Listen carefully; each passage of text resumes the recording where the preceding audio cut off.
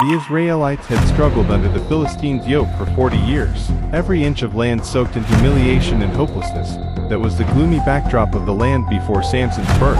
In the valley of Sorek of the tribe of Dan, the home of Manoah and his wife was always shrouded in a sense of lack.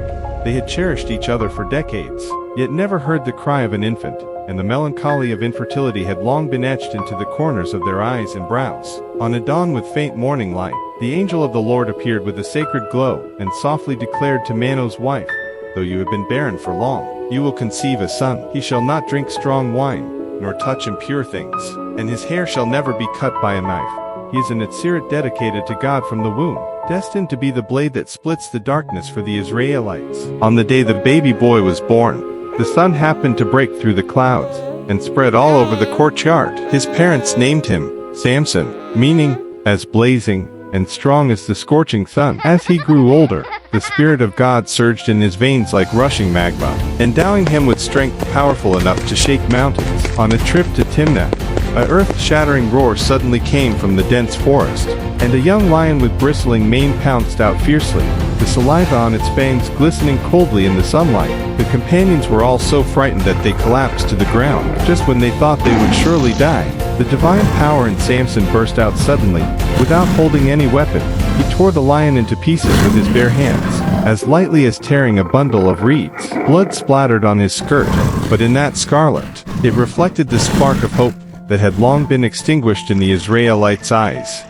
He insisted on marrying a Philistine woman from Timnah, and his parents' dissuasion fell on deaf ears. They did not know that this was the first battlefield God had laid out for him against the Philistines. At the wedding, he said a riddle. Out of the eater came something to eat. Out of the strong came something sweet. 30 Philistine guests pondered for 7 days but could not solve it, and even threatened the bride to extract the answer. Furious, Samson went alone to Ashkelon, killed 30 Philistines, and took their clothes as the reward for the bet. At that moment, he was a hero to the Israelites, and a nightmare to the Philistines. A hero's weakness is often hidden in the most secret desires. When Samson met Delilah in the valley of Sorek, he thought he had found true love, but he did not know it was a carefully planned trap.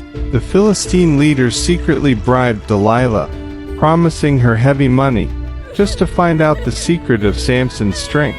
"Tell me, how can you be bound?" Delilah's tenderness eroded Samson's mind like poison. He made up lies 3 times, using undried bowstrings and weaving threads, but he broke free easily with the blessing of divine power. Until Delilah's tears and entanglement continued day after day, Samson's will finally collapsed. He trembled and revealed the secret he had guarded all his life. "I am a Nazirite. My hair has never been cut with a knife.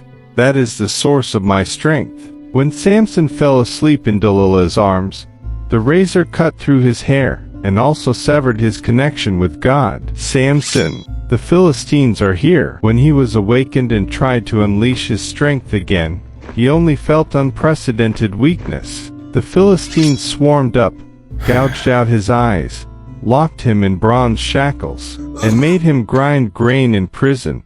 The once unparalleled hero had become a prisoner trampled by others. In the dark prison, Samson's hair slowly grew without anyone noticing, and his heart regained clarity through repentance. He was no longer the warrior who prided himself on his strength, but learned to pray to God in humility. When the Philistines held a grand ceremony in the temple of Dagon, shouting, "It is our God who defeated Samson," they dragged Samson to the center of the temple, and made him perform for everyone.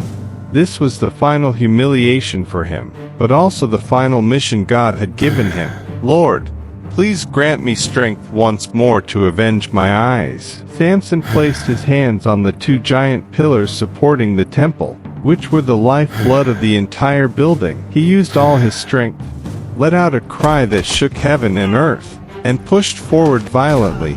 The pillars broke with a crash, the temple collapsed in an instant, and 3,000 Philistine leaders and people were buried under the ruins. When the dust settled, people found Samson's body in the ruins, surrounded by the remains of enemies.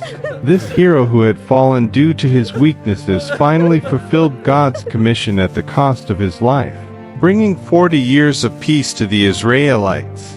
Samson's story is never about perfection, but about redemption. It shows us that even in the deepest darkness, even dragged down by our own weaknesses, as long as the faith in our hearts never goes out, God can still open a way for us in desperation, allowing those who have fallen to stand up again, and broken lives to bloom with glory.